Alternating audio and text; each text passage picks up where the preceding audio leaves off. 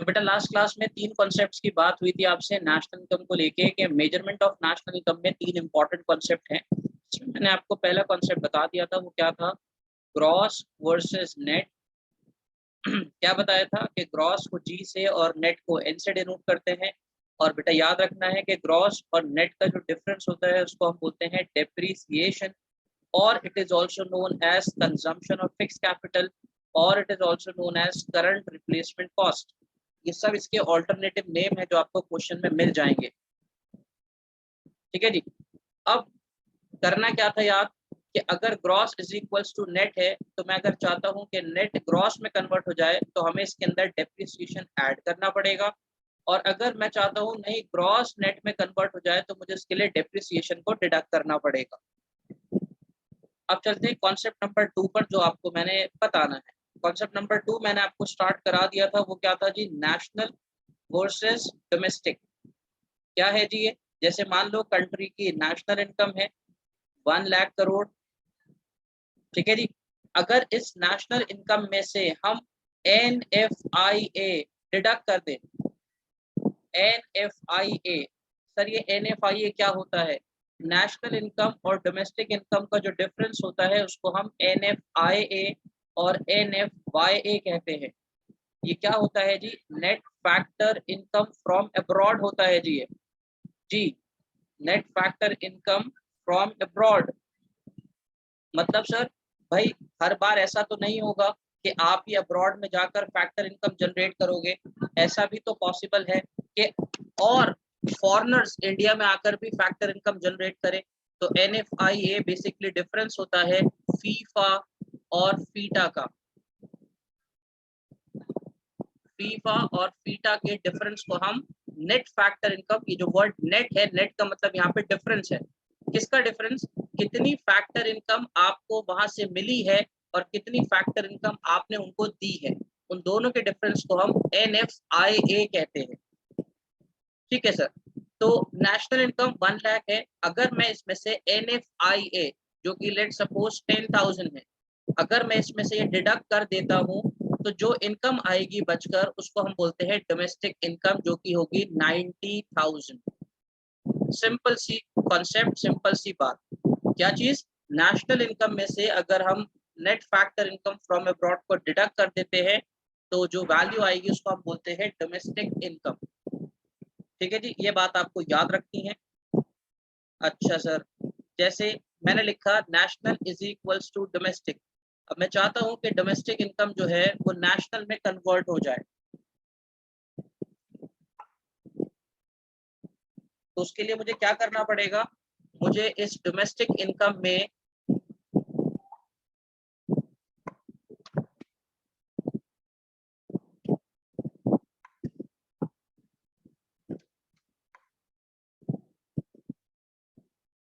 तो मुझे क्या करना पड़ेगा जी? इस डोमेस्टिक इनकम में NFIA ऐड करना पड़ेगा।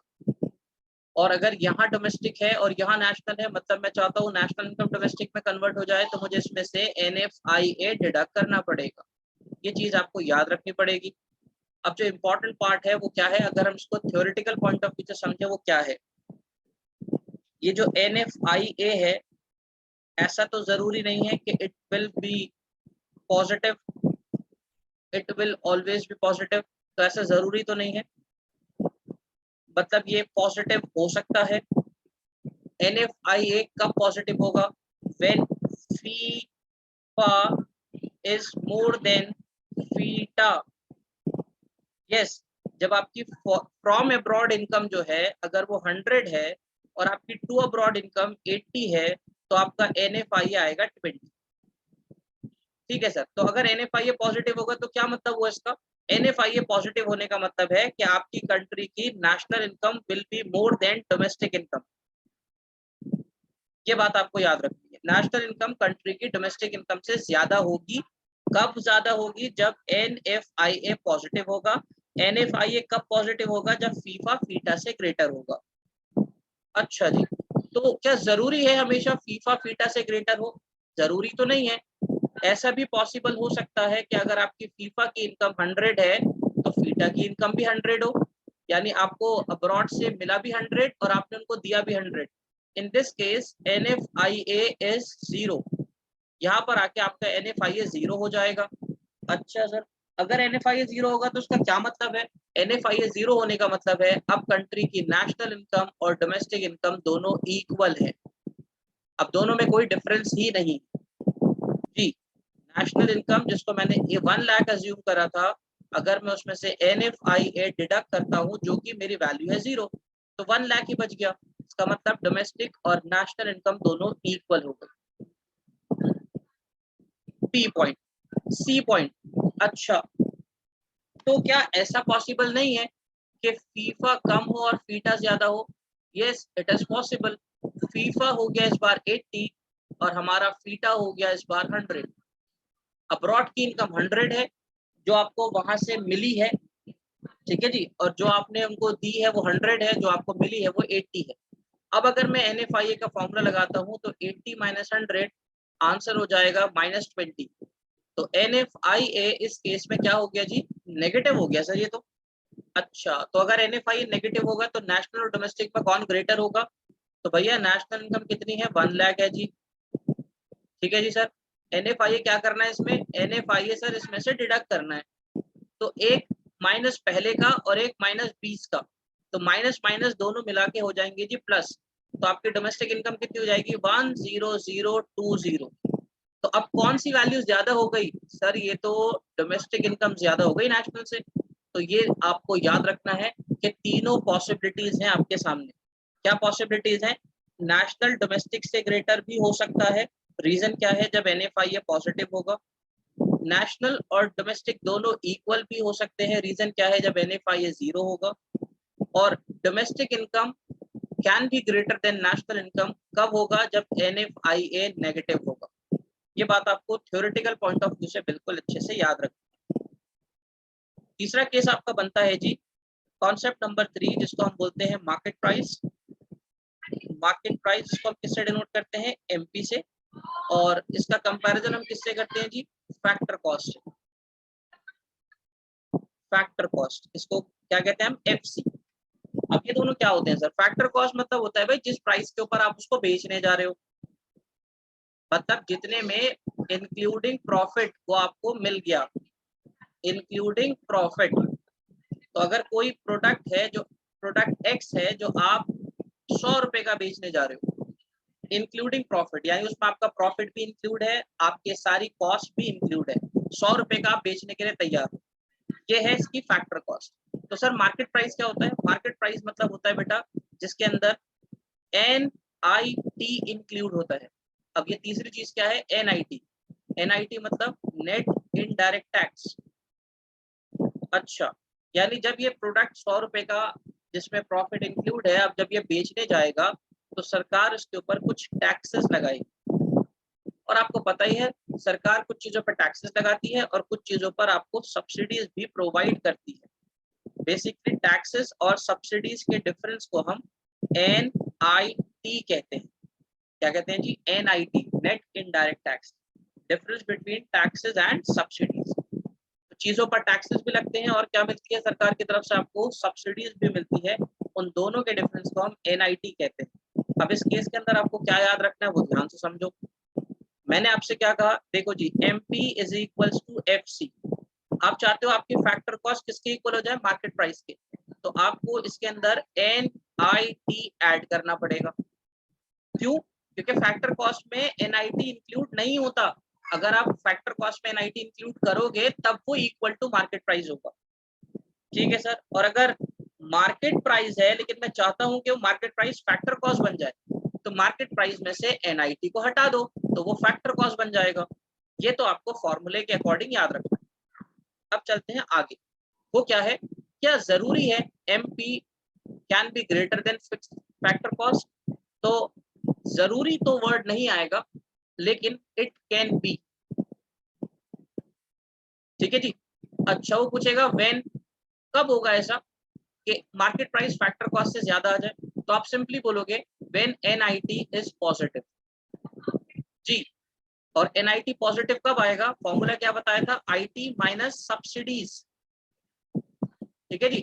मान लो टैक्सेस है 100 और सरकार देती है उसके ऊपर 20 रुपए सब्सिडी, तो NIT कितना हो गया 80, NIT 80, NIT 80 मतलब NIT इज पॉजिटिव। इस केस में मार्केट प्राइस फैक्टर कॉस्ट से ज्यादा होंगे। सर समझाओ कैसे? मैंने क्या कहा था, फैक्टर कॉस्ट कितनी है भाई, 100 रुपीज का वो प्रोडक्ट बन रहा है, इसमें आपको NIT प्लस करना पड़ेगा, तब वो किसके इक्वल आ जाएगा, मार्केट प्राइस के। NIT इस केस में कितना है जी 80 है सर, प्लस कर दो कितना हो गया 180। बताओ कौन सी वैल्यू ग्रेटर है, मार्केट प्राइस ग्रेटर है किससे, फैक्टर कॉस्ट। चलो जी केस नंबर 2 पे चलते हैं। तो केस नंबर 2 क्या है सर, क्या MP is equal to FC sir, हो सकता है? तो हम इसके लिए भी बोलेंगे यस इट कैन बी। अच्छा सर कब हो जाएगा ये दोनों इक्वल? भाई बहुत सीधी सी बात है, अगर NIT की वैल्यू ही 0 हो जाए, मतलब NIT 0 हो सकता है, बिल्कुल 0 हो सकता है। NIT 0 कब होगा, जब इनडायरेक्ट टैक्सेस और सब्सिडीज दोनों ही इक्वल हो। जैसे सरकार ने उसके ऊपर 100 रुपए का जो टैक्स लगाया और 100 रुपए की आपको क्या दे दी, उसके ऊपर सब्सिडी दे दी, इस केस में आपका NIT हो गया 0। ठीक, और 0 के केस में मार्केट प्राइस और फैक्टर कॉस्ट इक्वल हो गए। कैसे, 100 रुपए का सामान आप बेचने जा रहे थे, NIT लगा उसके ऊपर 0, तो लास्ट में इन दोनों को ऐड कर कर भी आपका आंसर 100 ही आएगा। तो यहाँ पर मार्केट प्राइस और फैक्टर कॉस्ट दोनों इक्वल हो। अब चलते हैं थर्ड केस पे, इसकी थर्ड सिचुएशन पे। थर्ड सिचुएशन क्या है सर, थर्ड सिचुएशन है भाई कि मार्केट प्राइस कम है और फैक्टर कॉस्ट ज्यादा है। ओहो ऐसा भी पॉसिबल है, बिल्कुल ऐसा भी पॉसिबल है कि फैक्टर कॉस्ट मार्केट प्राइस से ज्यादा हो जाए। तो सर ये कब मुमकिन होगा, ये तभी पॉसिबल हो सकता है जब आपका NIT नेगेटिव हो जाए। ओके, अगर NIT नेगेटिव होगा तो MP छोटा हो जाएगा फैक्टर कॉस्ट से जी। और NIT नेगेटिव कब होगा, NIT तभी नेगेटिव होगा जब IT सब्सिडी से कम हो जाए। सर ऐसा कैसे होगा, ऐसा होगा कि कोई चीज है जिसको सरकार ने टैक्स फ्री कर दिया, तो उस केस में टैक्स बिल पे 0, ठीक है जी, और सरकार उसके ऊपर और क्या दे रही है आपको, सर्विसेज सब्सिडी प्रोवाइड कर रही है। हाँ, टैक्स तो है ही नहीं उसके ऊपर, टैक्स आपके लिए हो गया 0, और सरकार बल्कि आपको कह रही है लो जी 20 रुपए हम आपकी तरफ से सब्सिडी देंगे प्रोड्यूसर को। तो इस केस में आपका NIT कितना निकल कर आएगा, -20। तो NIT नेगेटिव भी हो सकता है, और अगर NIT नेगेटिव हुआ तो आपकी फैक्टर कॉस्ट मार्केट प्राइस से ज्यादा हो जाएगी जी। कैसे हो जाएगी सर, लो दोबारा देखो भाई, फैक्टर कॉस्ट कितनी थी सर, 100 थी, इसमें क्या प्लस करना था आपको सर, NIT प्लस करना था। NIT कितना है भाई, -20 है सर, तो 100 में से जरा -20 करना, 80 आ गया, ये क्या है आपका मार्केट प्राइस। तो आपका मार्केट प्राइस कम है और फैक्टर कॉस्ट ज्यादा है। इस टॉपिक में अगर किसी को कोई क्वेश्चन है तो जल्दी से पूछ लीजिए, इन तीनों कॉन्सेप्ट में अगर कोई क्वेश्चन है तो।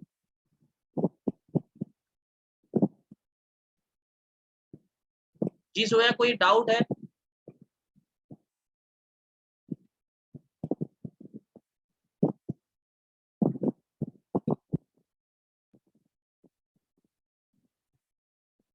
सोया कोई डाउट है आपको, या अब्दुल्ला या किसी और स्टूडेंट को कोई डाउट हो इन तीनों कॉन्सेप्ट में तो पूछने जल्दी से।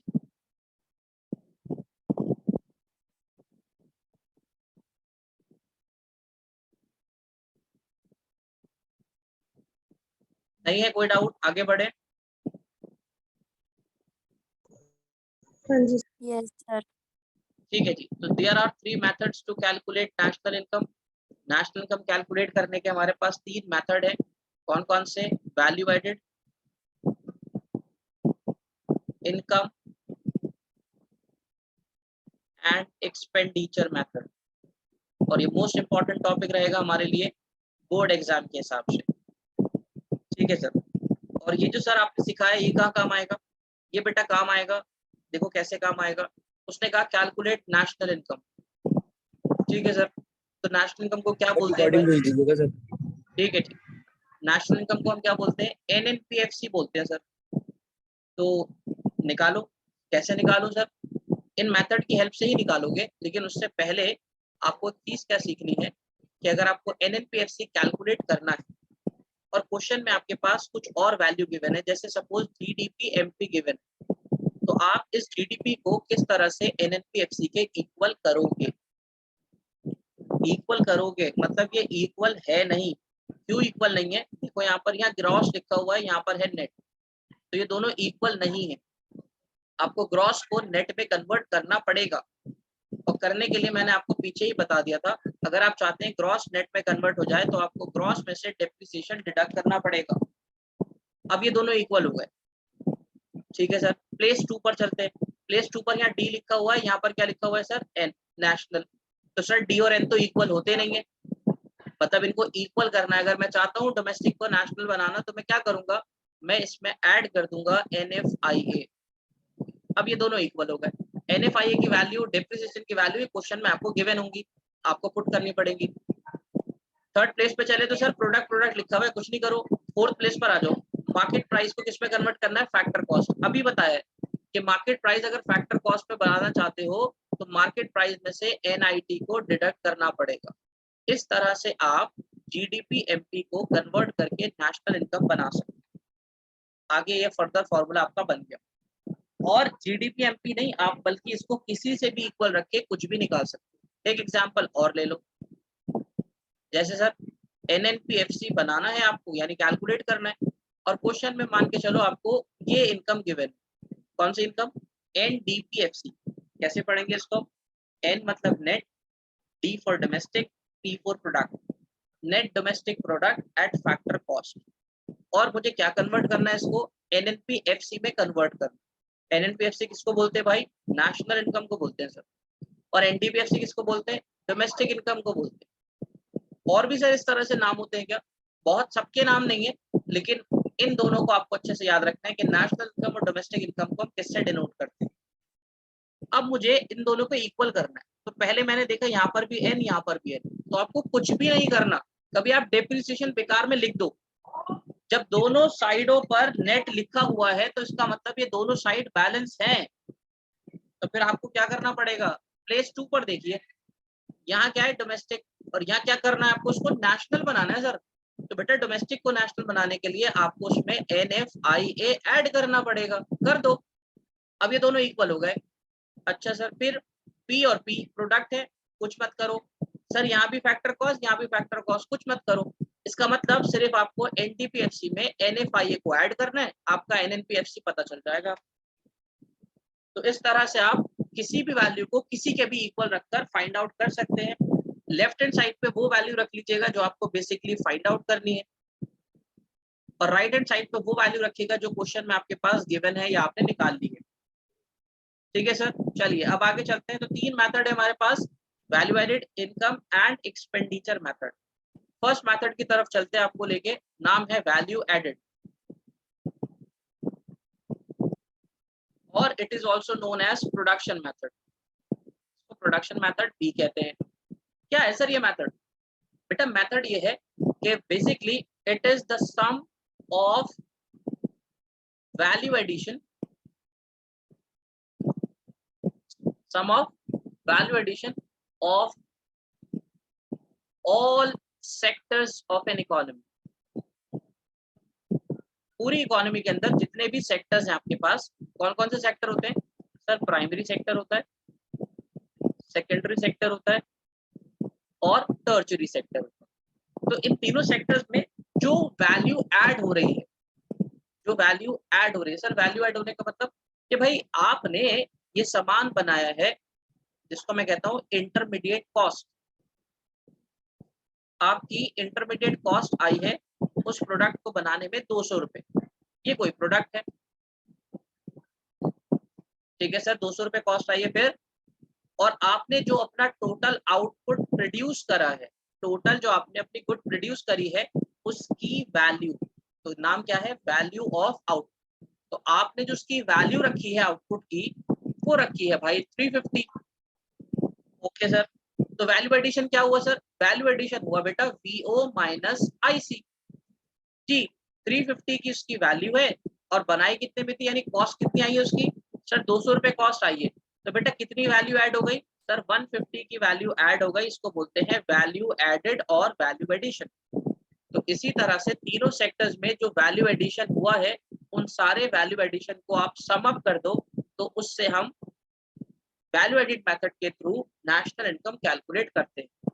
तो सर 3-3 सेक्टर्स के अलग अलग देगा हमें, वो तीनों का कंबाइंड भी दे सकता है, अलग अलग भी दे सकता है, कोई इतनी बड़ी कंफ्यूजन वाली बात नहीं। अगर वो कुछ सेक्टर्स में डिवाइड करेगा क्वेश्चन को तो लिख देगा प्राइमरी सेकेंडरी टर्शियरी, और अगर सेक्टर्स में कोई डिवाइड नहीं होगा तो आप उसको पूरी इकोनॉमी के हिसाब से ही ट्रीट करके चलेंगे। कैसे निकालना है? VO minus IC। VO क्या होता है? वैल्यू ऑफ आउटपुट, और IC क्या होता है जी? Intermediate cost. अच्छा सर वैल्यू ऑफ आउटपुट को और समझाओ जरा कैसे होता है। तो बेटा वैल्यू ऑफ आउटपुट का मतलब है जो आपने गुड प्रोड्यूस करी है उसकी टोटल वैल्यू कितनी है। अगर वैल्यू ऑफ आउटपुट क्वेश्चन में गिवन नहीं होता, if it is not given in the question, तो आपको क्या करना पड़ेगा? तो बेटा उसके लिए आपको क्या करना पड़ेगा, आपको अपनी पूरी सेल्स लेनी पड़ेगी और उस सेल्स में प्लस करना पड़ेगा change in stock. Change in stock मतलब सर अनसोल्ड स्टॉक जिसको बोलते हैं हम, जो स्टॉक आपका बच गया। और अकाउंटेंसी में आपने पढ़ा होगा इसका formula, closing stock minus opening stock से हम इस फॉर्मूले से कैलकुलेट कर सकते हैं। तो या तो डायरेक्टली गिवन होगा या फिर आप उसको कैलकुलेट कर लेंगे। तो वैल्यू ऑफ आउटपुट में क्या क्या चीजें आती है? सेल्स आती है, चेंज इन स्टॉक आता है, और क्या आता है जी? Production for self consumption. जी, प्रोडक्शन फॉर सेल्फ कंजम्पशन। ये क्या है sir? Production for self consumption आपको पता ही है, जैसे कि फार्मर्स होते हैं वो कुछ आउटपुट प्रोड्यूस करते हैं तो उसमें से कुछ आउटपुट अपने कंजम्पशन के लिए भी यूज कर लेते हैं। तो कुछ पार्ट उन्होंने अपने लिए कंज्यूम कर लिया, कुछ पार्ट जो है उन्होंने बेच दिया, और कुछ पार्ट जो है वो उनके पास बच गया। इन तीनों के सम को हम वैल्यू ऑफ आउटपुट कहते हैं। तो अगर किसी क्वेश्चन में बेटा गिवन ना हो तो आप इन तीनों को ऐड करके अपना VO कैलकुलेट कर सकते हैं। इतनी बात क्लियर हो जाती है। अच्छा सर इंटरमीडिएट कॉस्ट को लेकर भी कुछ बता दो। तो इंटरमीडिएट कॉस्ट को लेकर बेटा ये बात है कि intermediate cost most of the time तो आपको गिवन ही होगी, और नहीं हुई तो क्या करना है? तो बेटा इंटरमीडिएट में आपको पता ही है वो सब चीजें जो आपकी फर्दर प्रोडक्शन में यूज होती हैं, उन सारे एक्सपेंसेस को आप इसमें इंक्लूड कर सकते हैं, which is use for further production.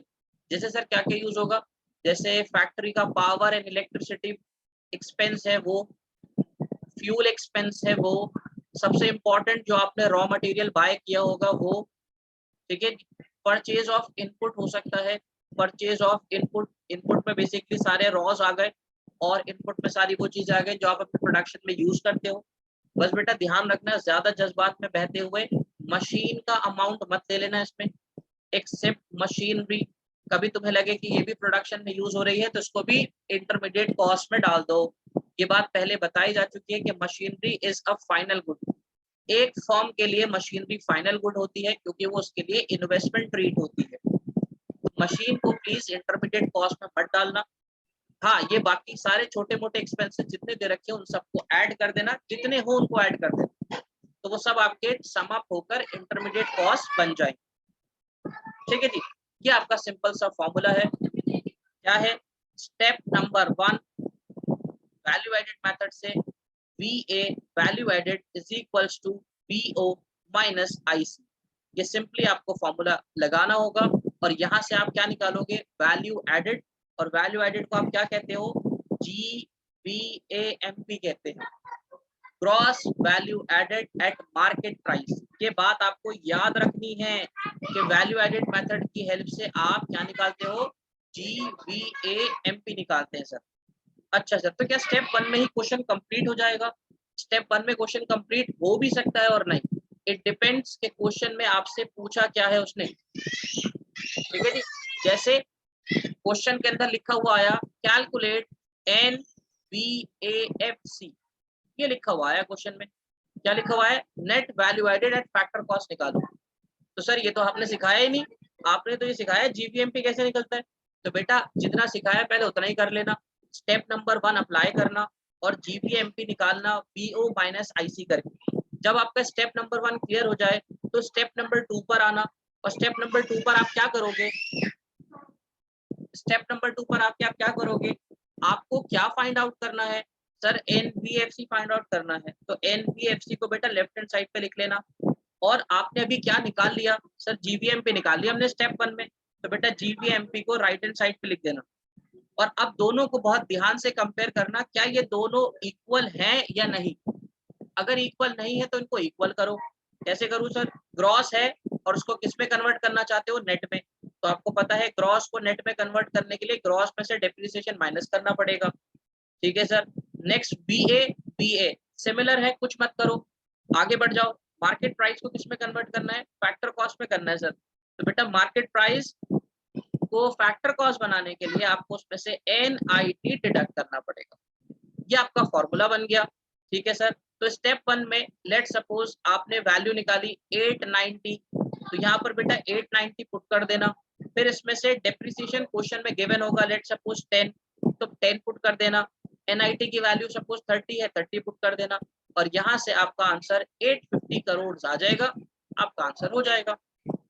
अब किसी को इस मेथड में या इस फॉर्मूले में कोई डाउट है तो बताओ।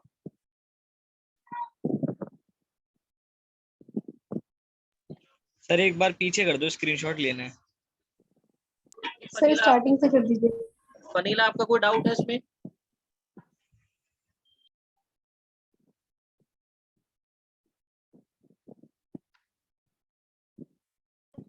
सर पहले कर दीजिए जो आपने पहले कराया था।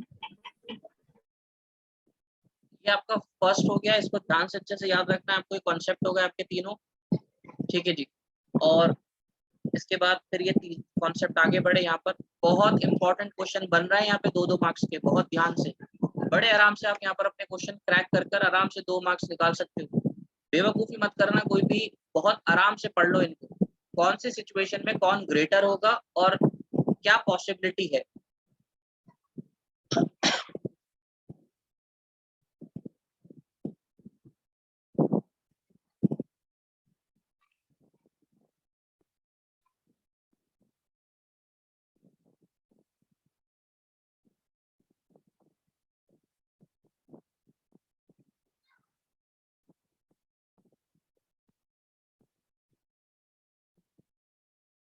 अब मैं आपको एक छोटा सा क्वेश्चन सॉल्व करके दिखा देता हूँ।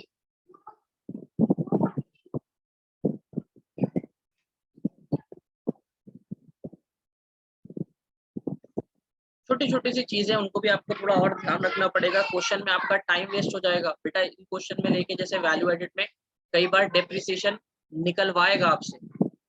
सर डेप्रिसिएशन कैसे निकालना पड़ेगा?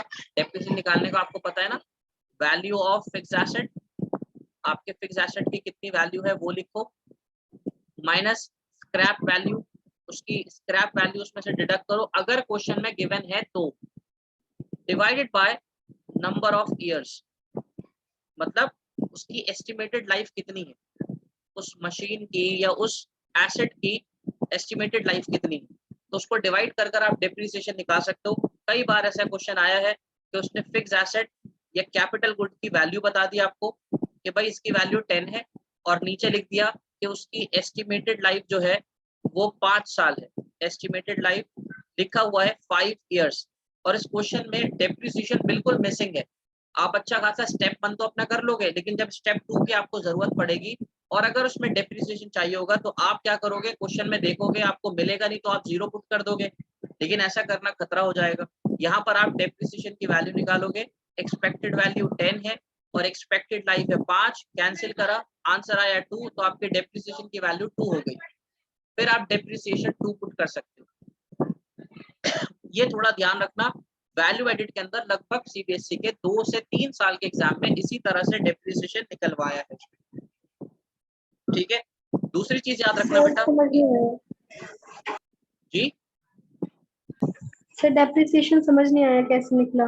डेप्रिसिएशन कैसे निकला, मैंने आपसे कहा कि डेप्रिसिएशन निकालने का फॉर्मूला होता है, वो क्या होता है कि आपके फिक्स एसेट की वैल्यू कितनी है उसमें से माइनस कर दो उसकी स्क्रैप वैल्यू अगर क्वेश्चन में गिवन है तो, और उन दोनों को माइनस करने के बाद उसको डिवाइड कर दो आपके एसेट की एस्टिमेटेड लाइफ कितनी है, कितने साल तक की उसकी लाइफ है। ठीक है जी। अगर आप ऐसे डिवाइड कर लोगे तो आपको अपना डेप्रिसिएशन पता चल जाएगा। जैसे मान के चलो आपने एक रेफ्रिजरेटर खरीदा अपनी कंपनी के लिए, उस रेफ्रिजरेटर की वैल्यू है 10,000 रुपीज, ये उसकी एक्सपेक्टेड वैल्यू आ गई। सर कितने साल चलेगा, तो उस पर लिखा हुआ है, कंपनी आपसे कह रही है बेफिक्र रहिए 15 साल तक तो कहीं नहीं जाएगी मशीन।